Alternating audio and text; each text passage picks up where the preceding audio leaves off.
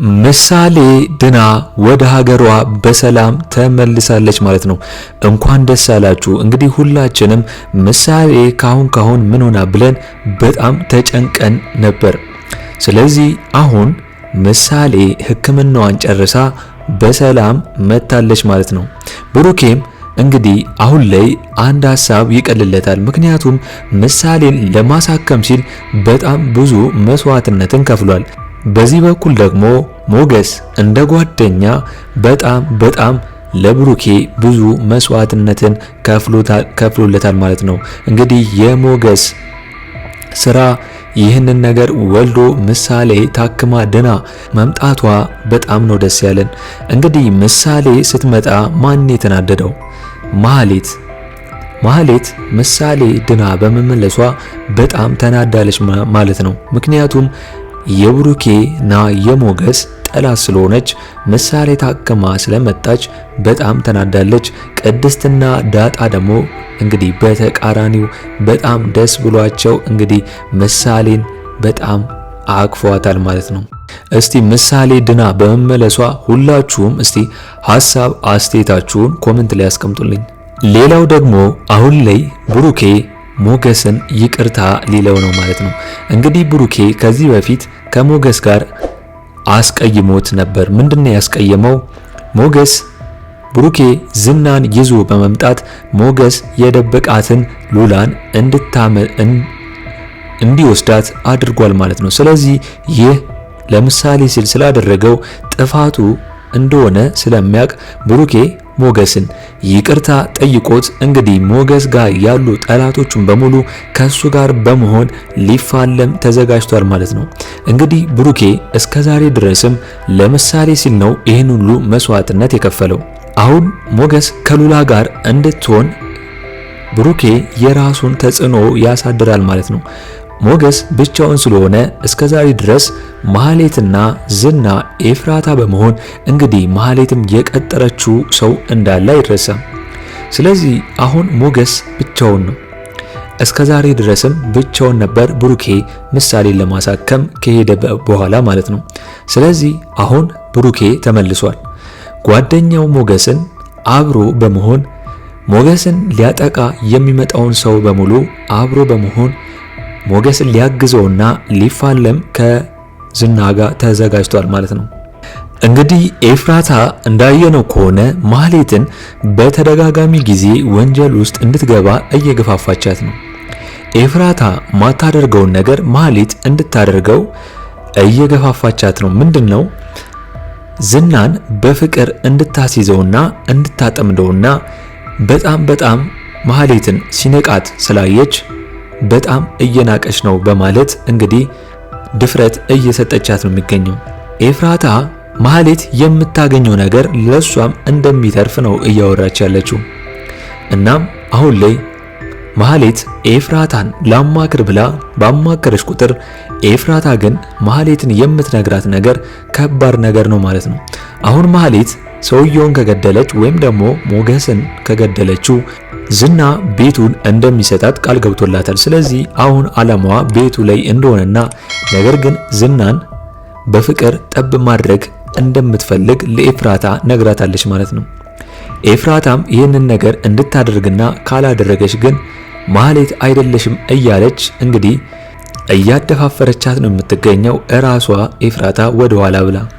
እንግዲህ ብሩኬ ምሳሌን ይዞ ሲመጣ ሞገስ ተደብቆ እንዳያቸው እንግዲህ ሞገስ እዛ በኩል እንግዲህ በአካል ቢመጣና ከብሩኬ ጋር አንድ ላይ ቢሆን ኖሮ ሞገስን ለመግደል የመጡት እነ ማህሌትና ዝና እዛ ጋር ጥሩ አይሆንም ብሎ ተደብቆ ነበር እነ ብሩኬን ያያቸው ማለት ነው።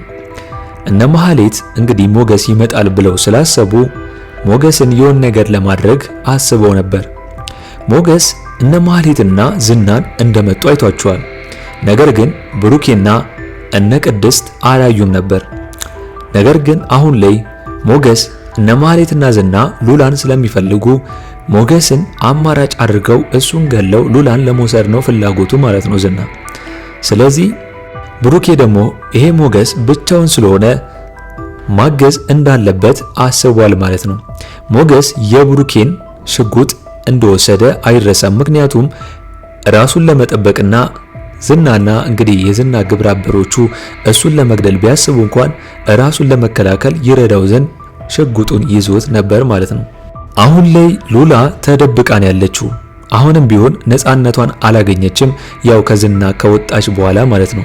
ስለዚህ ሞገስ ሉላን ነፃ ለማውጣት የመጨረሻ እድሉን ሊጠቀም ነው ከብሩኬ ጋር። ምክንያቱም ሞገስ አሁን ላይ ወደ ኋላ መሸሽ ትቶ ወደፊት ከብሩኬ ጋር ለመሄድ አስቧል ማለት ነው። ዝናን የሆነ ነገር ካላደረገ ወይም ደግሞ ካላሳሰረው ሉላን መልሶ እንደሚነጥቀው ስለሚታወቅ ሞገስ አሁን ላይ ነፃነታቸውን ለማወጅ ሳይደፈርስ አይጠራም እንደሚባለው እንግዲህ ፊት ለፊት ሊጋጠመው ነው ማለት ነው ዝናን።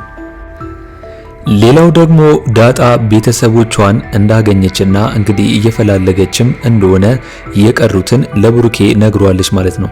እንግዲህ ብሩኬ ምን ብሏት ነበር? ዳጣን ምሳሌን አሳክሟት ሲመለስ ዳጣ ብሩኬ ለዳጣ እንደ አባት እንደሚሆንላትና በስሙ እንድትጠራ ቃል ገብቶላት እንደነበር ይታወሳል። ስለዚህ አሁን ብሩኬ ምንድነው ያላት? በስሜ መጠራት ትችያለሽ ብሏታል ማለት ነው።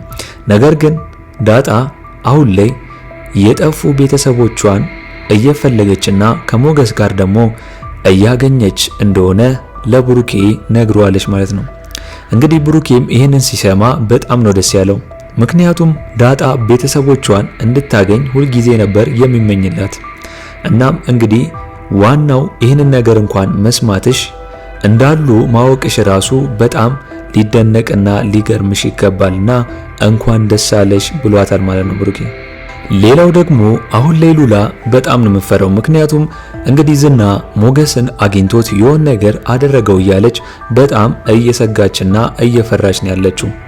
ሉላ ዝናን ጀርባውን ብላ ከወጣች በኋላ እንግዲህ ዝና እስከዛ ድረስ ስላላገኛት አሁን ላይ ሞገስ ሲወጣ ደግሞ ሞገስን ካገኘው የሆነ ነገር አድርጎብኝ እንግዲህ እጸጸት ይሆናል በማለት እየፈራች ነው ያለችው። ነገር ግን ሞገስ ወደ ኋላ ማለት እንደሌለበትና አሁንም ማፈግፈግ እንደሌለበትና ወደፊት በማለት ሊጋፈጠው እንደሆነ ለሉላ ነግሯታል ማለት ነው። አሁን ማህሌት ምን እያደረገች ነው? የቀጠረችውን ዳጣንና ሞገስን እንዲከታተሉላት የቀጠረቻቸውን እንግዲህ እየተከታተሏቸው ነው ማለት ነው። ምክንያቱም ሞገስን ለማስገደል ማለት ነው። ብሩኬና ዳጣ ደግሞ እዛ ቦታ ላይ ተገኝተዋል። ነገር ግን ሞገስ ራሱን ሸፍኖ ዳጣ ያለችበትን በመምጣት እንግዲህ ሰው እየተከታተላት መሆኑንና አለመሆኑን እንድታስተውል እያደረጋት ነው የሚገኘው። በዚህ ጋር ደግሞ ማህሌትና ዝና አንድ ላይ በመሄድ ከሞገስ ጋር እንግዲህ ፊት ለፊት ሊገናኙ ነው ማለት ነው። እንግዲህ ዳጣ ከብሩኬ ጋር ስለሆነች ምንም አልፈራችም። ነገር ግን ሞገስ በነ ዳጣ በኩል የሆነ ሰው እንዳለና የሚከታተላት ሰው እንዳለ በማየት በጣም ደንግጧል ማለት ነው። አሁን ሞገስ ያየው በጣም የደነገጠው ማንን ነው? ወይ ዝናንና ማህሌትን ነው? ወይም ደግሞ ማህሌት ሞገስን እንዲገድላት የቀጠረችው ሰው እነ ዳጣና ብሩኬ ጋር ከኋላቸው እየመጣ መሆኑን አይቷል ማለት ነው። ከዚህ በፊት እንግዲህ መሳሪያ ደቅኖበት ሞገስ ስላየው ሰውየውን ያስተውሏል ብዬ ነው ማስበው። ስለዚህ አሁን ጦርነቱ ይጀመራል ማለት ነው። ሞገስና ብሩኬ አንድ ላይ በመሆን በዚህ ጋር ደግሞ ዝናና ማህሌት አንድ ላይ በመሆን ጦርነቱን በይፋ ይጀምሩታል። ነገር ግን ምንጊዜም ብሩኬ ካለ ያው ብሩኬ እንደምናየው ድፍረት ስላለው እንኳን ሌላው ሰው ቀርቶ ዝናም ብሩኬን ያደንቀዋል፣ እንደገናም ያው ይፈርዋል እንደ ሞገስ ስላልሆነ ማለት ነው። ስለዚህ አሁን ብሩኬና ሞገስ አንድ ላይ ከሆኑ ኃይላቸው ስለሚጠናከር እንግዲህ ዝናና ማህሌትን ያሸንፏቸዋል ብዬ ነው ማስበው። እስኪ እናንተም በዚህ ጉዳይ ሐሳብ አስተያየታችሁን ኮሜንት ላይ አስቀምጡልኝና በክፍል 67 አብረን የምናየው ይሆናል ማለት ነው። እንግዲህ ምሳሌ ክፍል 67 ቶሎ እንደተለቀቀ እኛም በኮሚኒቲ ፖስታችን ስር ወዲያው ለእናንተ የምናስቀምጥላችሁ ይሆናል ማለት ነው። ለአምባር ሚዲያ አዲስ ከሆናችሁና ሰብስክራይብ እስካሁን ያላደረጋችሁ ካላችሁ ሰብስክራይብ በማድረግና የደውል ምልክቱን በመጫን ቤተሰብ እንድትሆኑን በአክብሮት እንጋብዛለን። በቀጣይ ክፍል እስከምንገናኝ ድረስ መልካም ቆይታ ይሁንላችሁ።